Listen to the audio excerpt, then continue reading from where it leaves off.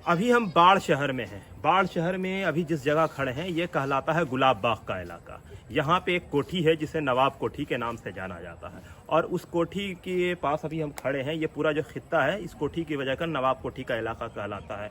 यहाँ पे एक काफ़ी पुरानी मस्जिद है जिसे नवाब कोठी मस्जिद कहते हैं। इसके पीछे एक और मोहल्ला है जिसे मीर मोहल्ला के नाम से जाना जाता है। और अभी हम जिस कैंपस में खड़े हैं ये बहुत ही हिस्टोरिकल कैंपस है। यहाँ पे नवाब रहते थे। तो नवाब का तारुफ करवाने से पहले मैं आपको ये बता दूं कि सैयद अहमद शहीद जो बरेली के थे, उनका एक हिस्टोरिकल हज है। मतलब उन्होंने एक काफिला निकाला था बरेली से होते हुए, वो कलकत्ता की जानिब गए थे और उनके साथ लोग जुड़ते गए। तो वो जब पटना आए थे तो उलमाए सादिकपुर मौलाना इनायत अली विलायत अली के घर गए थे। तो पटना में जब वो आए थे तो वो इसी घर में ठहरे थे। तो आज़ादी के बाद जब मुल्क का बंटवारा हुआ और आसपास के इलाके में जब दंगा फसाद हुआ तो बहुत सारे लोग यहाँ से माइग्रेट कर गए।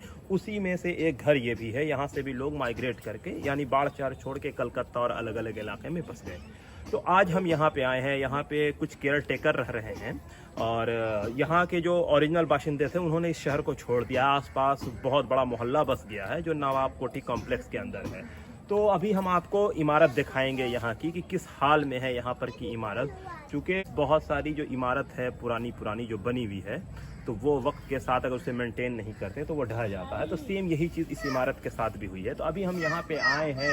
यहाँ पे जो चीज़ हमने लोगों से बात की, जो हमने देखा,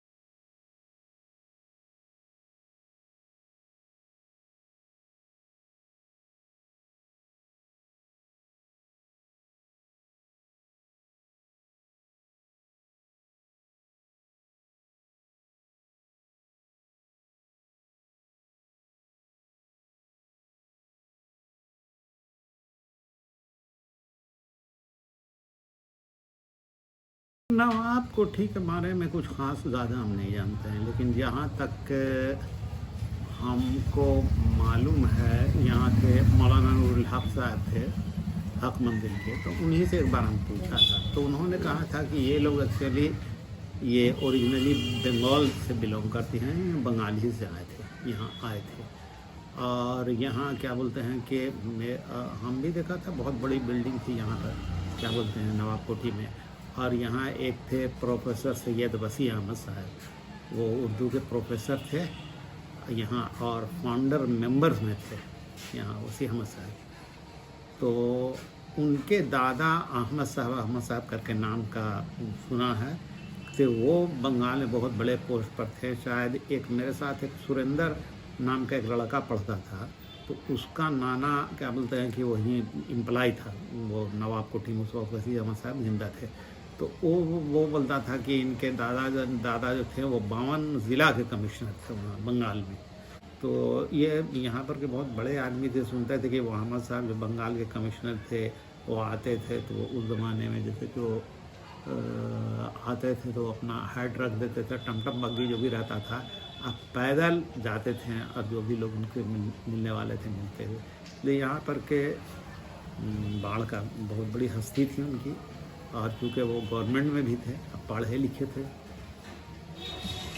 थे और तो यही हम वही मतलब सुना है। और यही मौलाना वसी अहमद साहब यहाँ उर्दू प्रोफेसर थे। उनका भी एक किस्सा बड़ा अजीब है कि वसी अहमद साहब ने अंचौरी किया, वो ऑनर्स किया इंग्लिश में ऑनर्स करने के बाद वो गए क्लास करने के लिए पटना यूनिवर्सिटी में शायद।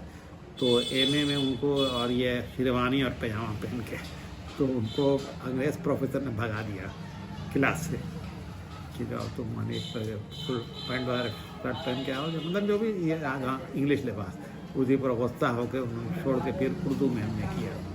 तो उनकी अंग्रेज़ी इतनी अच्छी थी कि यहाँ किसी भी एनएस कॉलेज बाढ़ में जो इंग्लिश के प्रोफेसर थे उनकी उतनी अच्छी अंग्रेज़ी नहीं थी। तो उस ज़माने में हम लोग के ज़माने में सोहनपुर यूनिवर्सिटी में पढ़ते थे, तो वो वुडलैंडर्स एक नावल थी जो बीए में चलती थी। तो वुडलैंडर्स पढ़ाने वाला कोई कम्पीट नहीं करता था यहाँ, कोई ठीक से नहीं पढ़ा पाते थे। तो एक थे जो यहाँ head of the department English के जो फाउंडर थे, head of the department English के थे कृपा नारायण श्रीवास्तव। तो उस ज़माने का देखिए कितना पढ़ा, इस कृपा नारायण श्रीवास्तव 3rd क्लास में थे, लेकिन इतनी उनकी अच्छी अंग्रेज़ी, इतने इंग्लिश में काबिल आदमी थे कि वुडलैंडर्स वही पढ़ाते थे। तो ये 64 वगैरह में शायद या 63 में डेथ कर गए। तो उसके बाद कोई वुडलैंडर्स पढ़ाने वाला नहीं था। लड़का लोगों ने बड़ा रिक्वेस्ट किया प्रोफेसर वसी साहब से कि सर आप तो कोई नहीं, आप पढ़ाइए। तो ये था ऐसा नहीं है, बल्कि प्रोफेसर वसी अहमद साहब की शादी शायद मिर्दाद में हुई थी। तो मिर्दाद में हुई थी, तो उनके इंतकाल के बाद उनके साढ़ू थे, वो आते थे। बल्कि हमारे यहाँ एक लाइब्रेरी कायम किया था हम लोगों ने बाजिदपुर में 1964 में। तो कुछ सुना था कि हम लोग गए थे कि कुछ किताबें वगैरह ऐसी नायाब है। तो बहुत सी मैगजीन सब की है, बहुत सा जर्नल था। तो उनके साढ़ू थे जो प्रोफेसर वसी अहमद साहब के, उन्होंने हम लोगों को दिया था। तो हमको याद है कि हम 2-3 आदमी थे। हम एक मन्नान साहब थे जो अभी पटना में रहते हैं, वो गए थे, वो सेक्रेटरी थे। एक अब्दुल मुखी साहब थे, वो जो पटना में रहते हैं, अभी वो रिटायर हो गए हैं, वो इसमें एम्प्लॉयमेंट अफसर थे। तो लोग गए थे, तो वहाँ से बहुत ही नायाब किस्म का जर्नल और वो कुछ मैगजीन्स थे जो दिया था उन्होंने, और बहुत सारी सब चीज़ें थी। तो हमारा उतना ज़्यादा टच नहीं रहा। वो टच क्या रहा, हम बहुत छोटे थे जब हम गए कॉलेज में। तो वो मेरे जाने से पहले प्रोफेसर वसी साहब का इंतकाल हो गया। तो उसके बाद तो कोई वहाँ था नहीं, सब रहते थे ऐसे। तो बेसिकली नवाब कोठी के बारे में आपको बहुत ज़्यादा कुछ नहीं बहुत ज़्यादा। अच्छा, तो वो फैमिली जो यहाँ से माइग्रेट की सन 47 के आसपास, जब एग्जैक्ट नहीं पता, तो वो फैमिली शिफ्ट होकर पाकिस्तान गई या हिंदुस्तान ही के हिस्से में रह गई? तो माइग्रेट कहाँ किया? अरे उनके एक ही जो उनके थे ये वो वारिस प्रोफेसर वसी साहब तो यहीं थे।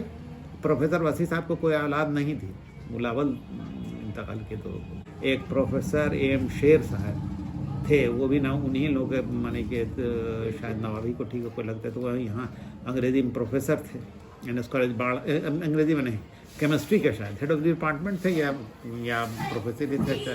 खैर जो भी हुआ, वो भी हम मेरे इसके माने बहुत पहले थे, लेकिन उनके बारे में हम सुना कि वो यहाँ से चले गए थे पाकिस्तान से फिर कनाडा चले गए थे।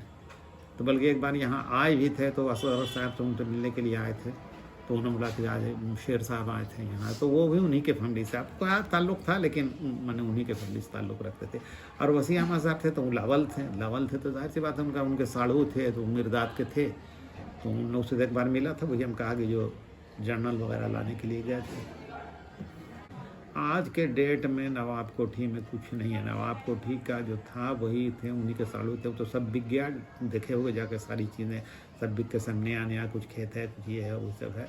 तो अब कुछ नहीं है। लेकिन हम अपने होश में देखा है कि वो बिल्डिंग थी सारी। एक सिकंदर करके एक आदमी थे, क्या बोलते हैं, शायद हाफिज भी थे, पढ़ते थे वहाँ पर। हम लोग तो बहुत सीनियर थे, तो वो रहते थे, शायद उनके रिश्तेदार लगते थे किसी तरह से आगे पीछे, और कोई नहीं, क्योंकि उन लोगों से उतना नहीं था। यहाँ बाढ़ में जो ज़मींदारों का ये था, तो दो ये था, एक तो थे शेख लोग और दूसरे सैयद।